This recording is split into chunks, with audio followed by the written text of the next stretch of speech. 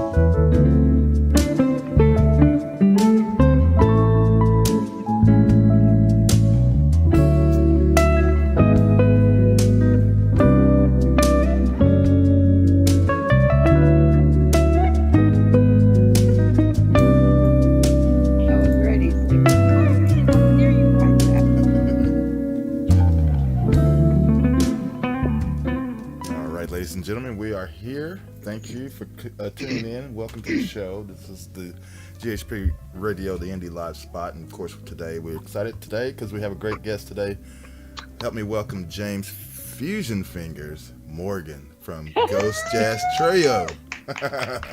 Hello. How's it going? There I am. All right, so welcome to the show. We just actually came off of playing one of the tracks there, the Up and Around, from the On the Level project, I guess. Is that right, sir? Yep. Yeah, that's the album On the Level. So you're right on that one. That was the second single released. The first one was The Signs Ahead. But this one kind of boosted the album up to the #1 position in the jazz charts, top 30. Wow. Nice. Very nice, very nice. Well, welcome to the show, guy. Well, thanks. It's great to be here with Gary, Joyce, and Ray, and Griselda.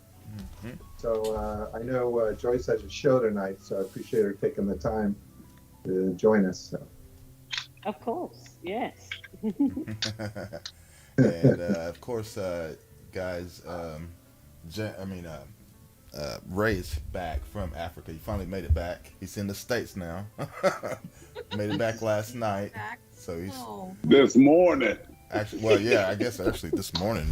Yeah. So, but anyway, great to have you on today, James, and of course, I think you have something going on. Is it tonight or is it tomorrow on the same day? Well, I have some stuff going on tonight, but I also have a Super Bowl show tomorrow night, 7 to 10 after the Super Bowl. So that'll be right, yeah.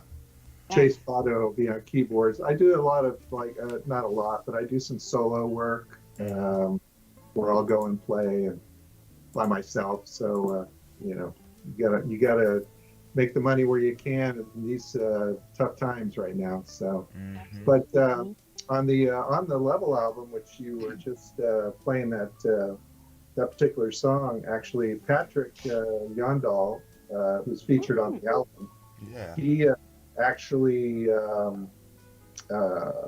is featured really well on that song. I love the riffs that he does, the unison riffs. So. Yeah, he's a great musician. It was great to have him on the album. I've been watching him for years, and he's been around. He's got like 25 plus albums out. Oh yeah. Mm-hmm. He does soundtracks for like movies and television series and everything. And it was funny because his album was up against mine for the San Diego Music Awards for Best Jazz Album. So. I'm like, here's a guy I listen to.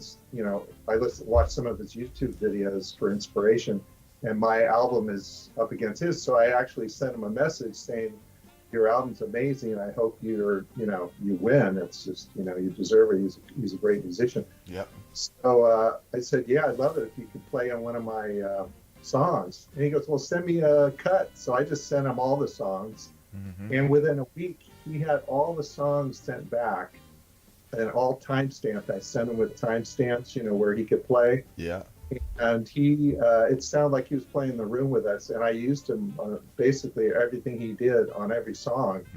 And he's just a prolific musician. He plays every instrument on his, a lot of his records. Oh yeah, he's awesome, man.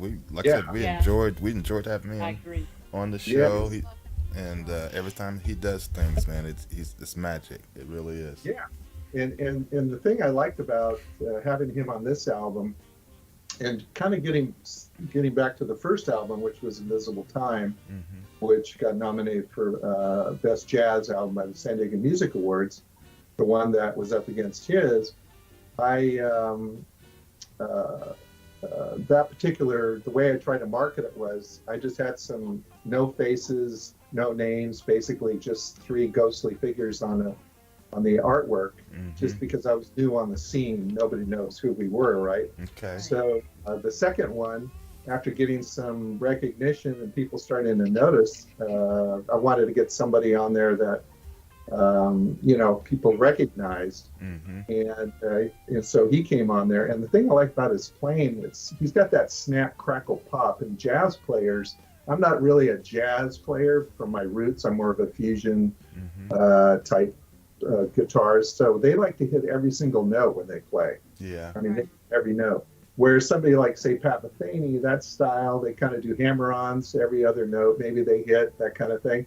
So to have his snap, crackle, pop, super tight, compact sound, and then when I came on to solo, mine is more almost relaxed. So it's this nice, difference. Yeah. I think Contrast. Yeah. Man, that's nice. Very nice. So if I keep talking too much here, you can shut me up. No, that's what this is what it's all about, man. So About you. Right. yeah. Yeah. So then I had another song which was kind of on this last album, which was Soft Blend. And there's a guitarist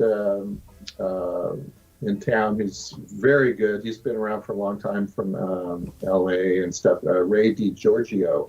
RDG has his own band, and he opens up for a lot of top acts. Well, this song was more like a Journey type ballad, so I asked him if he'd play on it, and he came down to the studio. Within 15 minutes, he played that solo that you hear on the song. He just stood there, plugged in his thing, and did it, and 2 takes, and so I had him on there, and then Chase Pado, who's keyboards. He's a local kid in his 20s, really good, very talented. He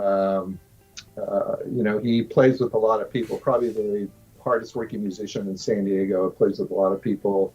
Got a bachelor degree in piano performance. So I had him come in and do some piano work, and now he's going to be on the next album, probably on every song. He's been rehearsing with us. So even though it's going to be called the Ghost Jazz Trio, because that's the brand, he'll be on the album. And then I had a couple other guests on there. But on this next album, Brandon Rothwell will be playing on a song or two. Cool. So bass player. Yeah. Rothwell, yeah, he's very good. So that'll be a nice sound on the album. So. Very nice. Very nice. Anybody got some questions they want to jump in? I do. One of the other tracks because of the tracks that you sent us, I love them all. But the one that's kind of like what was Funk You Up. Oh yeah. Tell us about that one. Well, that one again, it's a funk song, and I asked Patrick to write the melody on that, and because I really wrote it to kind of feature the bass, which was Nathan Brown on bass, who's amazing. Played with everybody. I was about to ask who's playing the bass on that one, because the bass line was killer. Nathan's from Detroit. He's been playing since he was like 15. He has that funky jazz infused sound, and he's recorded with like Bob James and Kirk Whalum and Earl Klug, Warren Hill, Scott Wilkie, tours with Coco Montoya. He has a single out called Oxygen on Spotify. That's amazing. But so anyway, he wrote the melody at the beginning, and then the melody kind of went to my ear. It was a little, just to have that same melody for 8 measures or whatever it was, I wanted to spice it up, so I had a sax player kind of play over it to give it a little more character. So this guy in Boston who used to live in San Diego, I contacted him. I said, could you, just do some sax over the melody, kind of intertwine, so it's not just the same guitar melody over and over, but something else. And the song came out really well. It actually was really popular in Europe. So West George really liked that song. So he played the hell out of that one. Nice. Cool. Yeah. Yeah, because it was slightly different from the other tracks, and that's why it just kind of stood out. Like I said, the bass line was awesome. Yeah. And well, this next album, I'm going to have 9 songs. There'll be one bossa nova tune. There's going to be another funk song called My Side of Funk. And then the rest will be more in the yeah, I know this kind of sounds in this day and age, a lot of people aren't listening to it, but kind of I want that Marvin Gaye R&B feel to the album. Yeah. So it's gonna be, yeah. So when the drummer, we're doing rehearsals, you know, I'm telling him, just get that feel. I want all the songs to have that feel, that kind of R&B, That kind of vibe. cool, yeah, in the pocket, real cool, relaxed groove, about 120 beats per minute type feel. Yeah. That this album's going to be a lot more on that, but I'm doing a bossa nova one because, again, bossa nova is super popular in Europe. So I love they bossa have, nova.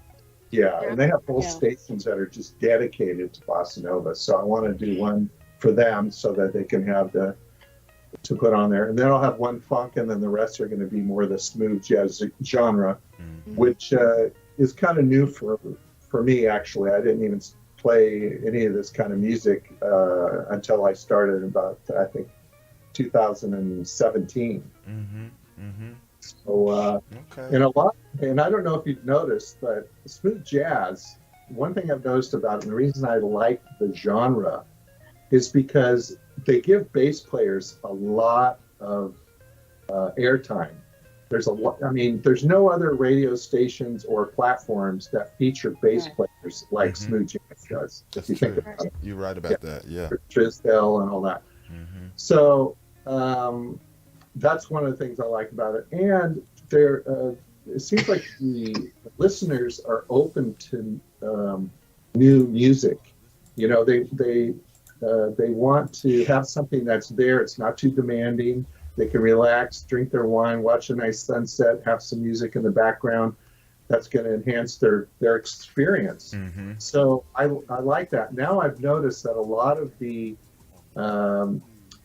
fusion players like Dave Weckl and Mark Egan, bassist, to play with Pat Metheny, and Stanley Clark, who played with RTF. I mean, they're all coming over to the smooth jazz genre. Why? Because that's the market that's surviving right now and really blossoming. And really, if you play straight ahead jazz, yeah, I mean, you can play clubs and that kind of thing, but you're really not going to get out there to the listener. But smooth jazz is the market right now, and that's, you know, really why I think a lot of these players are coming over. I think you're right about that. Go ahead, Ray. Let me ask you this, James. Don't you think, besides smooth jazz, do you think the traditional jazz is going to come back into view? You know?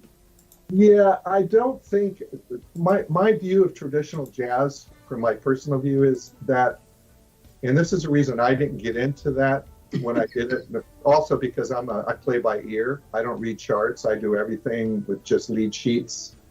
And I didn't go to school and learn music and all that. But a lot of that music is just the same songs played over and over and over. And I'm like, in my mind, and I'm not being really critical of the genre, but why beat a dead horse? There's all these great players that already play it great. I'm not going to be able to play it great. So I want to create my own, and I think I've done it. I mean, if you listen to Ghost Jazz Trio, it has its own sound on every album, but it has that kind of R&B smooth jazz feel. And that's with that huge wall of music out there, with all these brand names like Boney James and Peter White. I mean, you can just rattle them off. You know, a new guy on the block like me to come in and play, I'm not going to really crack that ceiling. You know what I mean? Those guys are there. But at least I can bring my own interpretation into the forum, and it's being accepted. And but I don't think the straight ahead jazz is, you know, really going to be a huge market. You know, I just don't, because again, people don't want to sit in a restaurant listening to a trumpet player or a sax player wailing off. For instance, Joyce, when she plays, it's very melodic. All her phrasing, it's soft. It's, you know, it takes you from one point to the next. You can feel the groove of the whole song. It's collective, where I think straight ahead jazz is more focused on the individuals, you know, saying what they're going to say, and you know, with their solos. And so, yeah, I don't think straight ahead jazz is going to make a huge comeback. Well, this is something that I'm definitely working on to keep the straight ahead, traditional jazz into view out there, because you look at all the artists that they're dying, and this is America's music. Oh yeah. It can't be lost. No. That's the whole key. It cannot be lost. Well, you can see I have an album by Jerry Mulligan up above me. I don't know if you can, but I have an album cover up there. My dad, who when I was really young, my dad used to, I don't know if you remember Name That Tune. It was a song on TV. Oh, yeah. It's a show on television back in the day. And I remember. Yeah, I can name that tune in 3 notes, whatever. Well, my dad, when I used to drive with him, he was a plumber. And I used to go to work with him sometimes in his truck. And I was just a kid. And he was really into jazz. He listened to Stan Kenton. He was a guitar player when he was younger, played blues harmonica. And as soon as the song would come on, he said, I bet you I can name the next song that comes on in 3 notes, because that's what was the show. And any jazz song that came, he could just tell you exactly who it was, who's in the band, the year the album came out. To me, traditional jazz players know that stuff. I mean, that's, it's a whole world. You got to know that stuff and dedicate yourself to it. But when I grew up in the 70s, I was listening, most people I knew were listening to, Led Zeppelin and Grand Funk Railroad. I was in California. The Doors. Yeah, Doors. They used to play free in the park. I used to go see them on Thursdays, the Grateful Dead and Jefferson Airplane. And Hot Tuna was one of my favorite bands, with Jack Cassidy on bass. It was amazing. Well, my brother brought over the Hymn to the Seventh Galaxy album over to my mom's house, and I was still living with my mom at the time.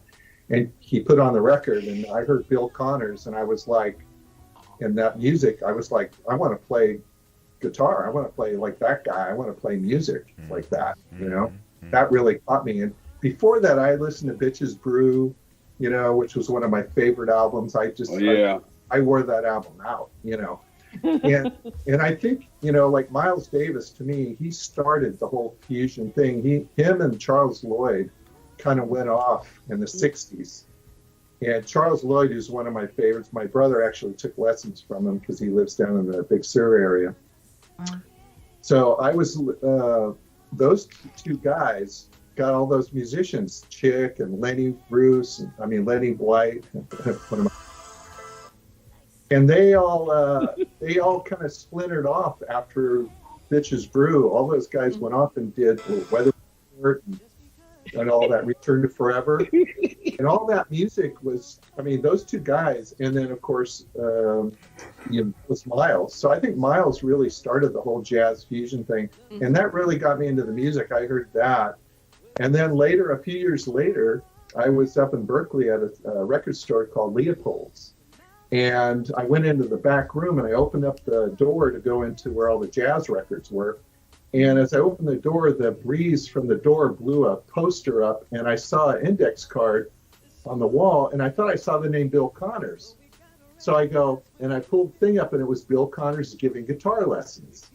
So I'm like, oh, wow. So I wrote down the number and got home back to Santa Cruz. I was living in Santa Cruz at the time.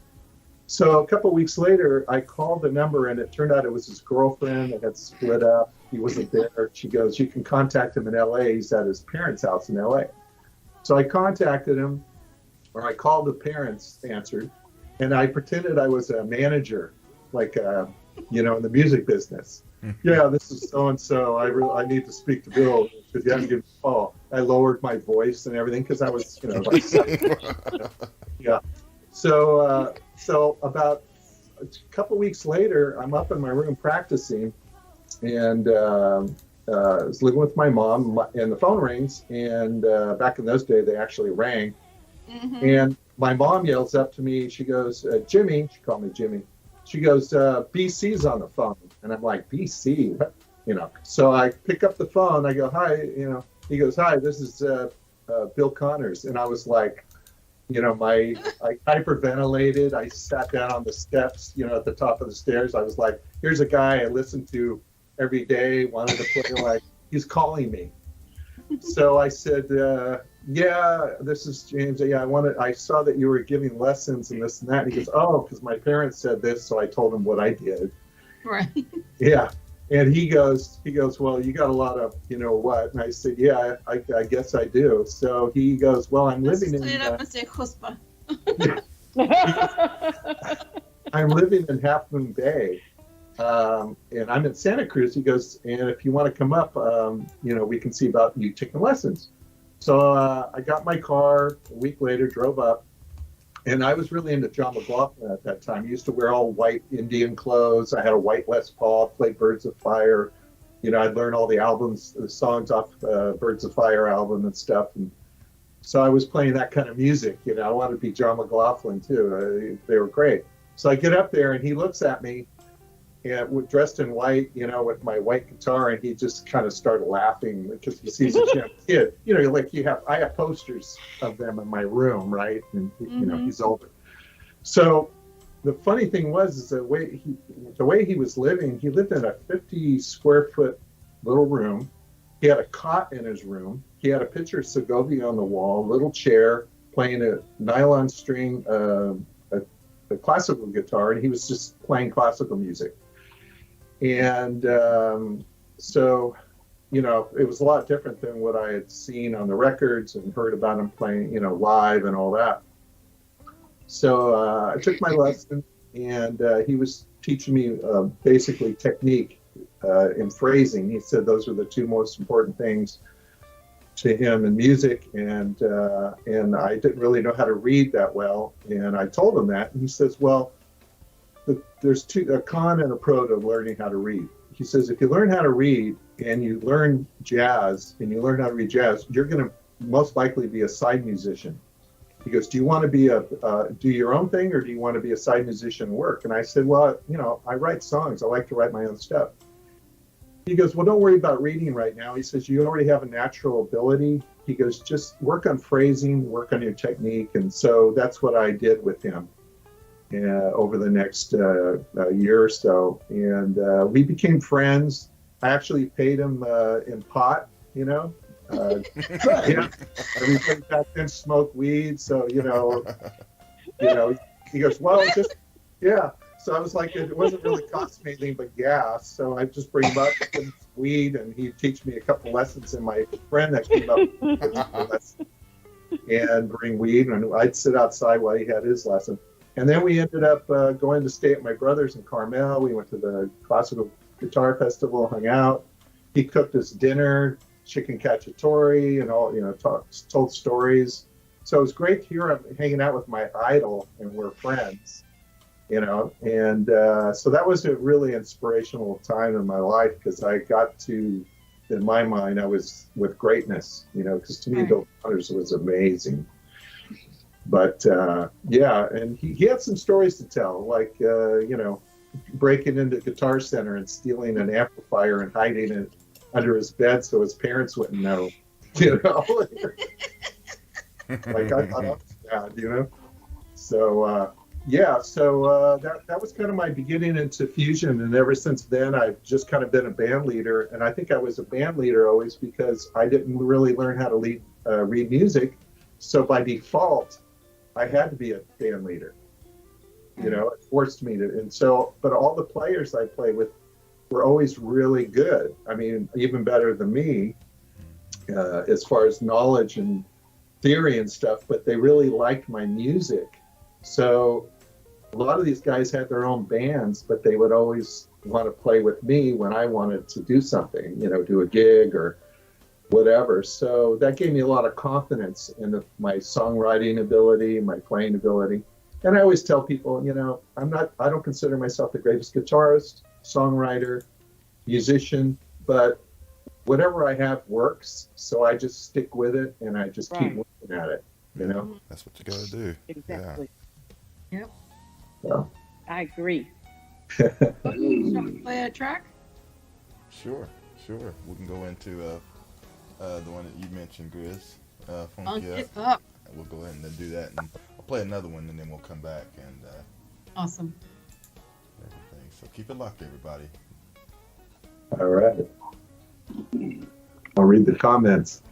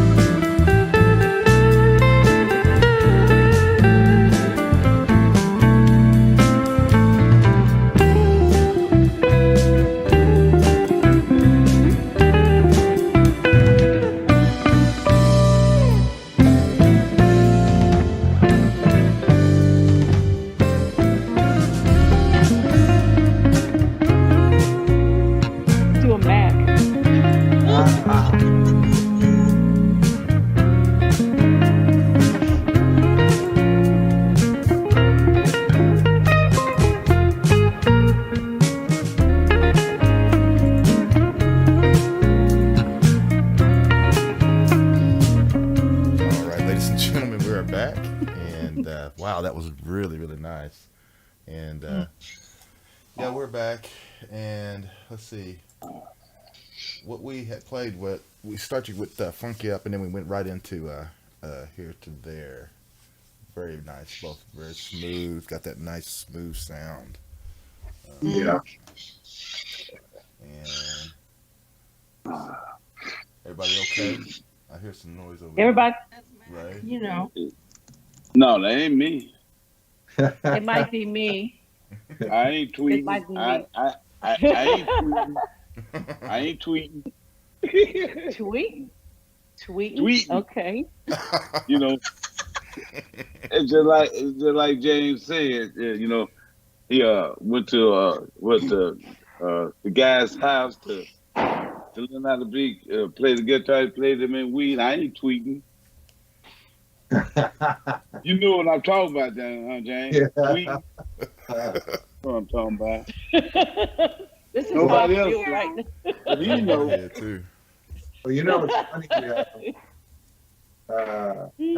After meeting Bill and going through all that, you know, the Return to Forever acquired Al Di Meola, who at 19 years old actually played his first gig with Return to Forever at Carnegie Hall. Wow. And he was actually, believe it or not, he had dropped acid. And somebody recorded Al Di Meola, who was on acid at the time, LSD, everybody took back then, those days, Wow. jamming. So he sent that tape to Chick Corea, somebody who knew Chick, and Chick heard that tape where he was actually high playing, and Chick actually called him up and said, and he was going to Berklee School of Music at the time. And the reason I know this is Al and I are friends on Facebook now, but we've talked quite a bit. He's going to be writing his autobiography. But anyway, Chick called him and says, hey, you know, I want to audition you. So he went down, auditioned. He ended up getting the gig. He went home. He was supposed to be at Berklee School of Music. His mom said, what are you doing home? And he says, oh, this Chick Corea hired me. And she goes, Chuck who? You know, she didn't know who Chick was. And his dad was sitting there in a T-shirt and reading the paper. And he goes, yeah, I'm going to be playing Carnegie Hall in 2 weeks. And he goes, yeah, Carnegie Hall. Yeah, sure you are, kid. Yeah. You know, like, you know, whatever. So he ended up doing that. And as they toured, 19, he's touring, I actually, they came to Santa Cruz, and they ended up, and I'd seen them play at other places, but they played at a bar called Margaritaville at the time, and I was there, and they had little tape recorders back then, and Al had asked me if I would hold the tape recorder and record them while they were playing. I was sitting in the front. I said, sure, yeah. So at the end, afterwards, they invited me to come back to the Dream Inn, which is a hotel over by the beach in Santa Cruz. I said, sure. So my buddy and I, we were going to go. Then my friend said he couldn't go or for whatever reason. So I went by myself, and I'm walking. I drove over with them, and we're walking in the parking lot. And here's Lenny White. He's got a sombrero hat on with a boa around his neck. 2 girls, one under each arm, walking to the hotel. And Al's with some girl walking to the hotel, and everybody were all going. So we're in the hotel room, and I'm sitting on a bed, one of the twin beds next to Stanley, and Stanley's got the L. Ron Hubbard book, Scientology, that he's reading. So, and when I knew about that stuff back, Dianetics it was called back then, so I was talking to him about that, and Al's out on the patio, and he's drinking a beer, and he's talking to the girl, and Lenny's on this other bed, sitting at the end with the 2 girls, you know, just partying, whatever. Yeah. And all of a sudden you hear a knock on the door, boom, boom, boom, and Chick Corea opens the door, and he says, hey, we got to show up in San Francisco tomorrow. I'm leaving tonight. I'll see you guys up there tomorrow.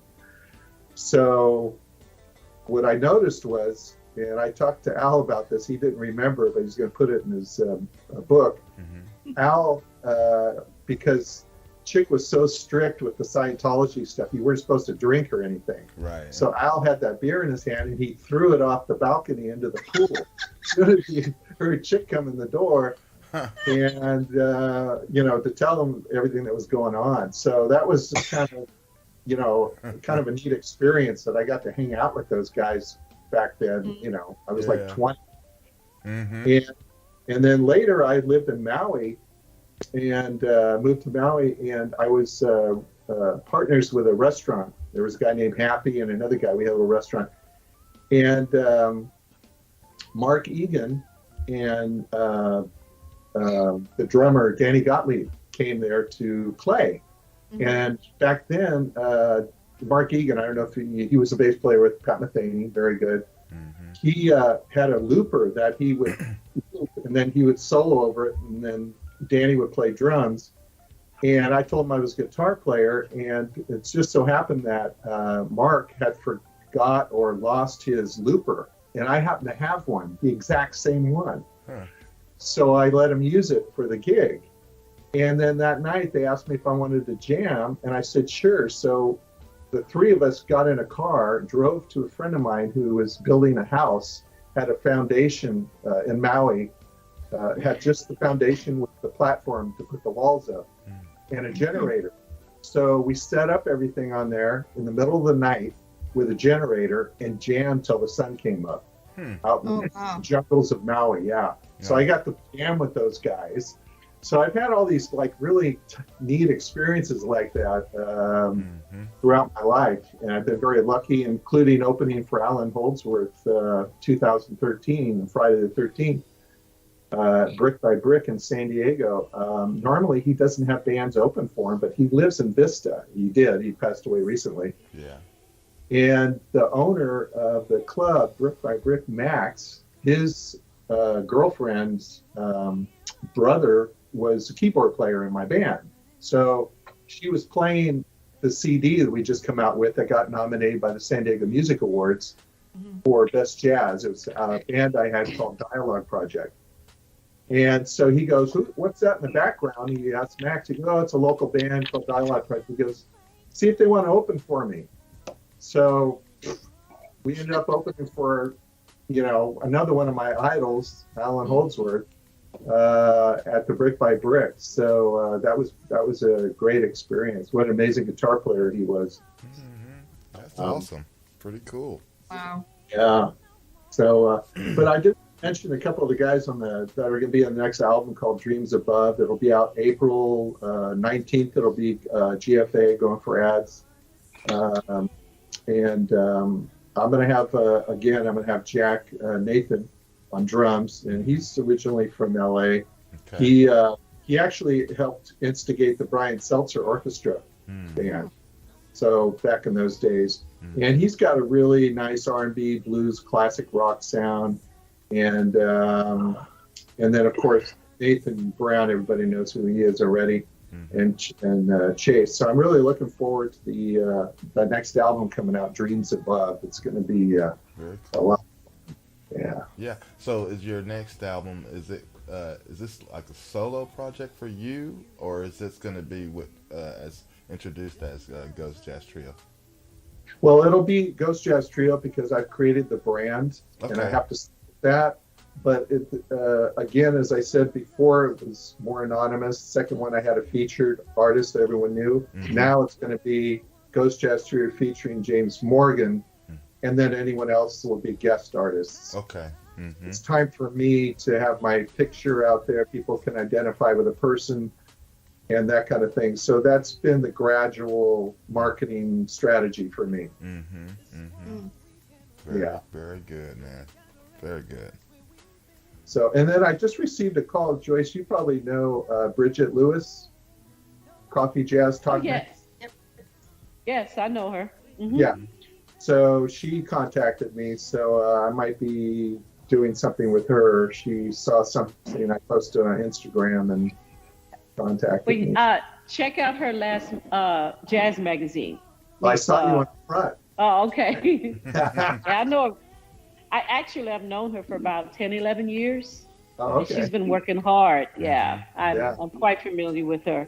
So. Yeah, Bridget's all real cool. And you've actually won an award of some kind, haven't you, Joyce? With Coffee Talk Jazz? No, but I thought you'd won an award somewhere. I remember reading somewhere. Yeah, throughout. You mean recently? Because there are several awards that I've received in the last 10 years. Yeah. Yeah, that's what I'm saying. So yeah, you're people may not know that when they tune in that you have kind of a stellar career. So, and then of course Gary's a producer, and actually one of the songs Gary has on that I like, it has kind of Chris Standering vibe to me, is called Song Day After, I think it's called, or something. I'm sorry, what was it called? Day After, I think. Oh, Day After. Okay, yeah, that's one of my some of my older stuff. Yeah, that's from back to. But it kind of reminded me of that Chris Standring. Mm-hmm. Yeah, that real cool, relaxed vibe. I love that kind of stuff. I wish I could play like that. Thank you, man. I appreciate that very much. Yeah. You ain't heard none of my stuff, though, have you? What stuff? You're snoring? I was going to tell you too. Or you're you're moaning? I think one of you guys could relate to this. One of the things that influenced my music a lot was movies. Oh, yeah. As a kid, I used to go to the movie theater, and you remember back in those days, they'd have 2 maybe movies play at one time. Mm-hmm. And you go, you paid $2, $3, and they'd have a break. You go get popcorn, come back, watch the second feature. And I was heavy into Bond films back in those days, and I Spy, and all that. So all that music that I used to hear in movies influenced my playing, because some of that music's amazing. If you think about it, really great is. And themes. And one of the great movie, Clint Eastwood movie, Play Misty for Me, was had great music. And I was raised in Carmel, so I was actually one of his sons plays bass, and who's very good. And he was heavy into jazz, and I used to work at the Hog's Breath that he owned. So he used to play jazz. His name, though, his son's name that plays the bass. I can't remember. I can't remember his name. Can't think right now. But he's really good. Yeah. Really good on that bass. Right, yeah. And so jazz was always kind of around, and again, like Ray said, you got to keep jazz alive, whether it's straight ahead or now it's smooth jazz is the marketable one right now, but straight ahead jazz is super important. Yeah. All the it's All right, I'm just going to jump in. Yeah, please do. Where did the name Ghost Jazz Trio, did I get it right? Ghost Jazz Trio. Yes. How did you come about that name? I like it. Yeah. As drummers have what they call ghost notes, and where they don't actually play, but it's like a beat that it's in their head. Yeah. And then I was thinking, that's kind of interesting, because if you think about it, music is like nothing but ghost notes. There are notes out in the universe that we can't see or touch. They're intangible.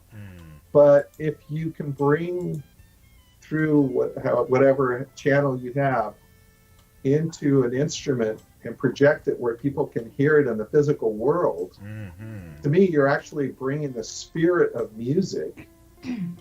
Because to me, it is a spirit. It's an entity. It's almost like in Sufism, they believe first there was silence, then there was music, then there was the word. And music to me is one step above human language, the word. It's something that everyone can relate to. It's a frequency that everyone can feel. It moves you. Yes. So that's how I got the name. I thought, notes are like ghosts. There are spirits floating around, and you can grab them and pull them in and put them in a structure, voiced through an instrument, and then have other people join you to bring their interpretation of that and to the listener. So that's how I came up with the name. Awesome. Cool. Yeah. Universal. Oh, his name is Kyle. Kyle Eastwood. Yes, Kyle. Yeah, I was like, that's his name. I couldn't remember it. Yeah. So Uh-oh, Joyce, we lost your voice. Joyce, unmute. I, There you go. I have to mute because there's a lot of activity in the background. They're setting up, so I was trying to be sensitive. And also, my husband turned this light on that's blinding me. I saw that. Much? You were like, whoa. Is that too much, y'all? It's like, Oh, the spirit of music.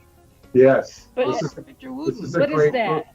This is a great book written by Nice Victor Wooten. Oh, Based- really? Okay. Yeah, it's a great book. I recommend reading it. It's a good read. It kind of has to do. It kind of has to do with what I was saying about the ghost notes, but one of the philosophies, like right now, especially with music, everything is so digitized and quantitized Right. that when I try to record, well, and I'll get to that in a minute, but really what's happened with music and the way he describes it is if you put music and equate it to inches. So if 12 inches is live music on a ruler, and then say you record it on a tape or a record, now it's maybe 8 inches because it's lost some of it's not live. Now it's on something. Then if you put it on, say, a CD, now it's maybe 4 inches because now it's been compressed and so forth. Now with digital music, it's like an inch. And people, as far as if you equate how it's gone from live to how it used to be recorded live on records to now. So people nowadays, especially younger people, don't know what how it used to be recorded live and that organic sound that you could feel like they were in the room with you if you cranked it up. Now it's so digitized and quantitized and singers can sing out of tune and they can put everything in tune. You know how it works. Right. Yeah. So what I'm trying to do with this, especially this next album, is I don't want the mastering and I don't want all the stuff to take away from the presence of the musicians playing in the room together, because I think people don't even realize it when they're listening to my albums, but I try to do that with it. But that's what gives it almost kind of its own unique sound too. Oh, yeah, absolutely. I totally understand that. Yeah, because I really miss listening to music that when you can actually hear the fingers on the guitar. You can hear the squeak. Yes. Great. Yeah. Things like that, man. It's just really. I miss that too. That warmth. Yes. Yeah. And even sometimes I like even just hearing a buzz of an amplifier from the guitar, as long as it's not too annoying. Yeah. You know what I mean? Right. Now the other. Go ahead. Or at least one flat note from a horn player. It's okay. Yeah. Miles used to say that it's not the note that you get is bad. It's the note after that's the most important one. Right. To get you out of that. Yeah. So Yeah. you can cover it up. But the whole recording of music thing nowadays, again, everything is so compressed and all that. And then you have playing live. Nowadays, obviously, everything's changed. And you don't make a lot playing small restaurants and venues, which I do. I play restaurants and venues, but I go for the corporate gigs more because they pay more money. But a lot of musicians complain that restaurants and clubs don't pay enough. And I tell them, think of it like this. If they have a waiter that they pay $15 an hour, and they're maybe making $30 an hour off the food and everything, so they're still have to deduct the 15 from the waiter. And then they have payroll taxes, and they have the insurances. So by the time they get down, the restaurant's only making $5 out of that $30 they made. And bands aren't working for them. They're an expense, just like flowers on the table or other things to enhance the environment. That's an expense. So they can't, especially now, they can't afford to pay a lot of money for just bands around town to play. So you have to kind of think of that. I think musician and not feel like they're not paying you enough. They can't. Mhm. And again, it's an expense. It's not you're not making the money. They don't hire you because you're making the money. Mm-hmm. So there's so many facets to music as far as playing, recording, marketing. To me, the most important thing Yeah. is to create the largest footprint you can online for yourself. Yeah. It's all about marketing now. It's creating a brand. You have to brand yourself. Mhm. Branding. Hmm. So true. And Exactly. one of the things that I think I've encountered that Al Di Meola encountered when he was younger, and we've talked about it, is that the jazz community here in San Diego, the straight ahead jazz community, has kind of not shunned me, but I've never really been accepted into it. And even Patrick Yandal, who has 25 albums out, hasn't really been. When you're doing something different, it's hard for a community clique of musicians to accept something new. Just like when Miles Right. started doing his 60s stuff and getting out there, Mhm. straight ahead players thought he was crazy, Yeah. Right. So, you have to, but you can't care about that as a musician. No. You just stick with your formula, stick with doing, your yeah. sound, Mhm. and go for it. And you guys know this, Yeah. And it's amazing because when I was in college majoring in music, I almost got caught. Well, I did for a period of time. I caught up in that box where they put music in a box. And like, if it's not classical, it's not real music. If it's not traditional jazz, it's not real music. And Or I it's not got real out of that. jazz. It's not real jazz. Right. And I remember my first album, on a jazz Facebook group, I posted Sweet Dreams. And there were several people in the comment section saying things, is that jazz? Is that really jazz? Well, they were having a discussion. I said, okay, let me just tell them about music evolves. If classical music evolved, why not jazz? Because Renaissance does not sound like modern music, and I'm talking classical. Right. Baroque doesn't sound like romantic. Romantic doesn't sound like classical. And all composers borrowed from the culture where they were living to create a different sound under the auspices of classical. So when people don't understand, music is going to evolve. It will never stay in a box because we are creative beings. So and people like, and I think you're like that, James. We're multi-genre people. Mhm. I grew up around blues, jazz, zydeco, Motown, and later fusion. So it's really hard for me to stay. And you said you heard I do play smooth jazz and soft, but my latest release, Saxo Funk, I pushed the envelope a little bit, and the reason why I did it because that's me, and that's not me. That's music. That's music.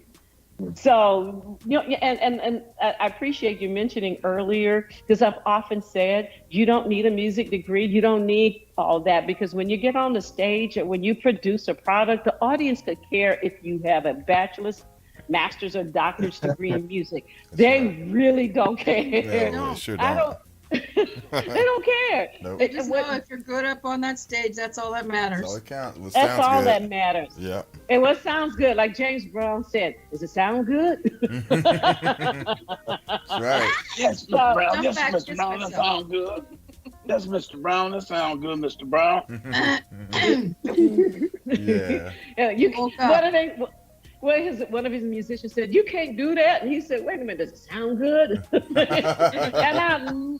and I love that. I love that. So I don't care if somebody comes and play with me, whether they read. Do you read? No. Okay. Do you want the MP3? Yeah, that's all I need. And I'm cool, because the bottom line is, what do we do in this stage? And I'm pointing this way because that's where the stage is, and that's what happens tonight. Because sometimes I'll chart out my music. Some musicians don't want it; they just want to hear it, and they got it, and that's beautiful to me. Whatever you have, I'm good with it. So, but I could look, James. I played with a rockabilly band, a blues band.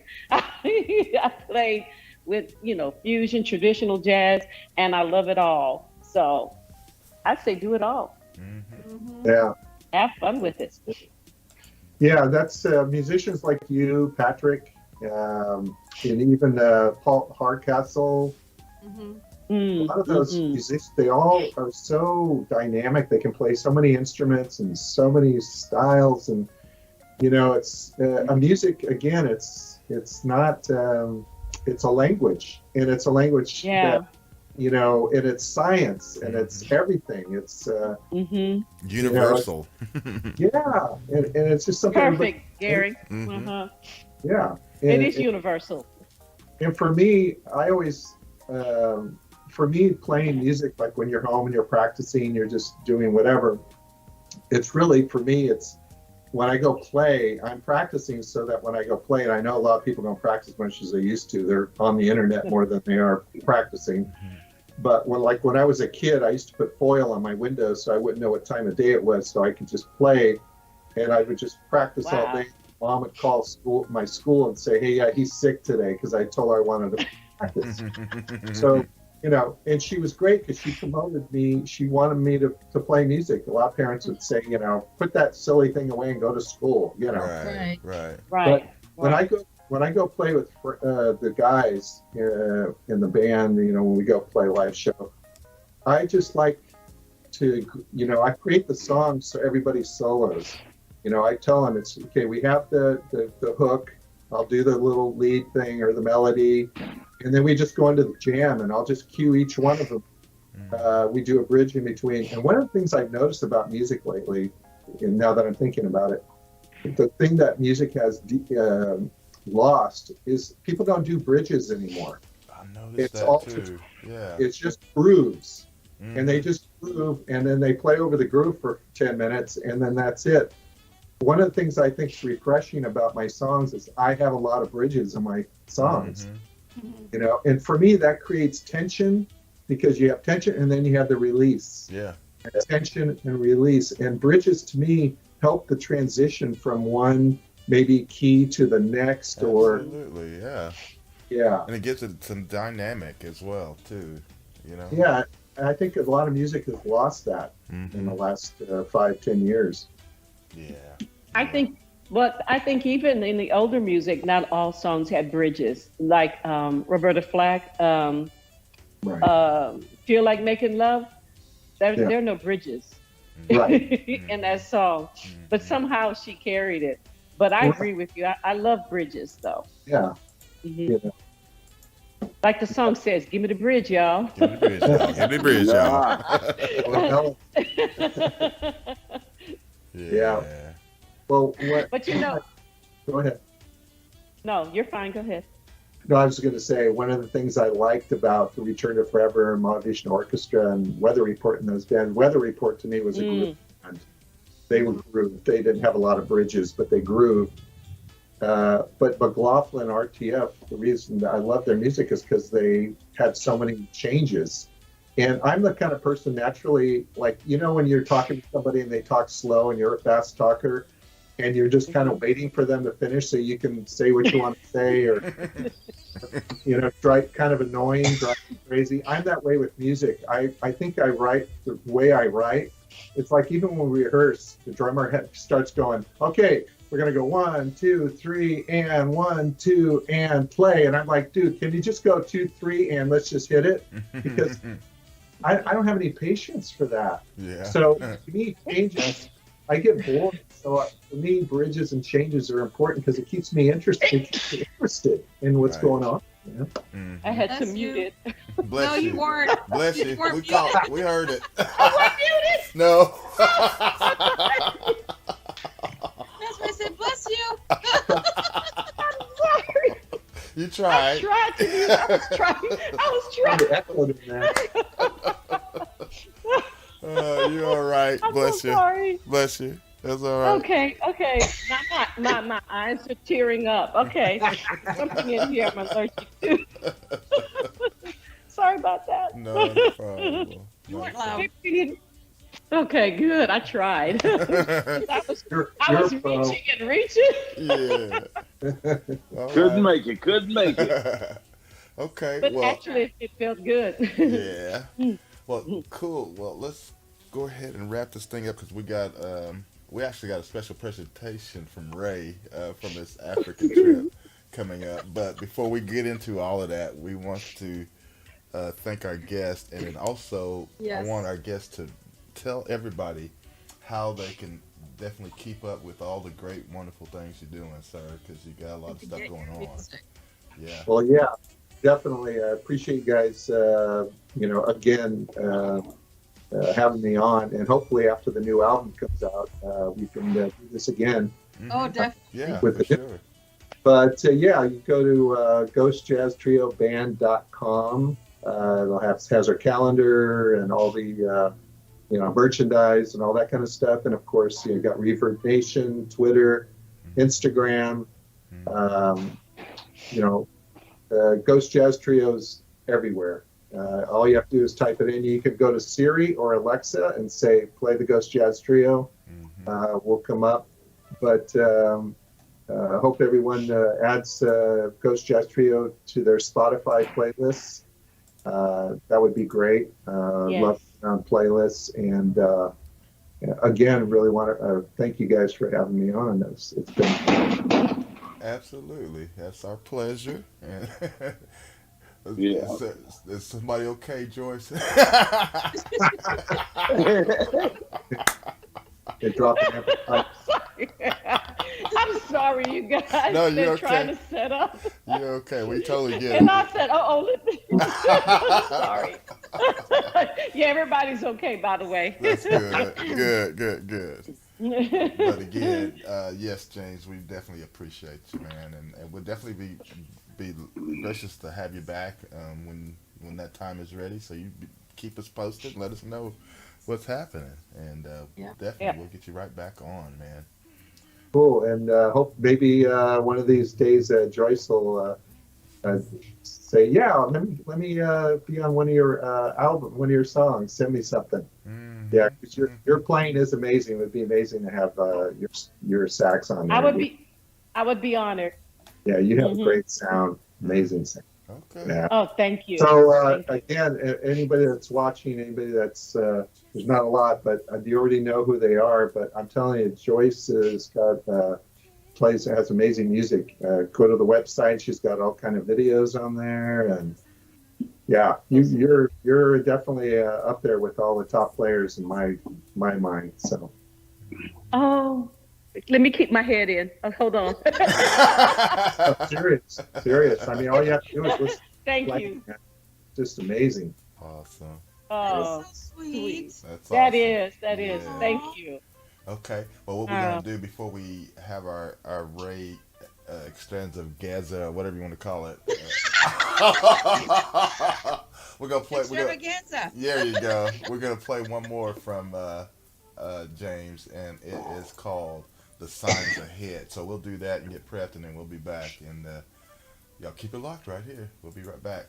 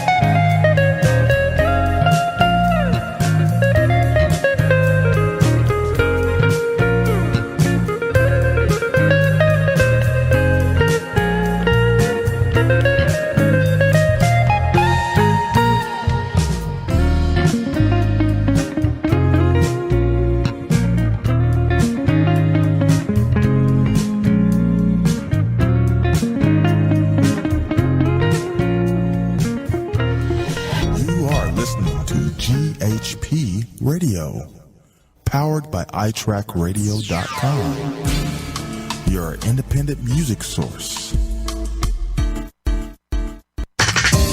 Fresh, new music, right here on the all-new GHP Radio, your new independent music source.